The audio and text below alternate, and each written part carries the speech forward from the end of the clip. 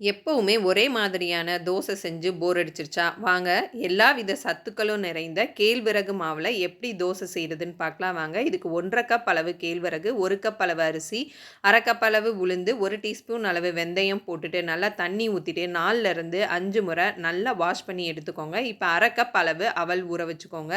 எல்லாத்தையும் ஒண்ணா சேர்த்துட்டு மிக்ஸி இல்லன்னா கிரைண்டர்ல ஐஸ் வாட்டர் சேர்த்து நல்லா அரைச்சு எடுத்துக்கோங்க. அப்பதான் மாவு சூடேறாம இருக்கும். மாவு ஒரு 5 மணி நேரம் நல்லா புளிக்கணும்.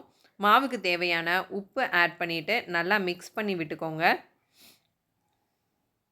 இப்போ ஒரு 5 மணி நேரம் மாவு நல்லா புளிச்சாச்சு.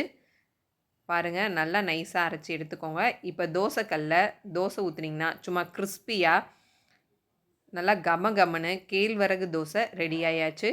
சிறுதானிய வகையிலேயே ரொம்ப சிறந்த இந்த கேழ்வரகுல கால்சியம் சத்து அதிகம் இருக்கிறதுனால எலும்பும் பல்லும் நல்லா உறுதியா இருக்கும். அனிமிக்கா இருக்கவங்க இது வாரத்துல 2 தடவையாவது செஞ்சு சாப்பிட்டீங்கன்னா நல்லா ஹெல்தியா ஃபீல் பண்ணுவீங்க. தோசைனா யாராருக்கு பிடிக்கும்னு மறக்காம கமெண்ட் பண்ணுங்க.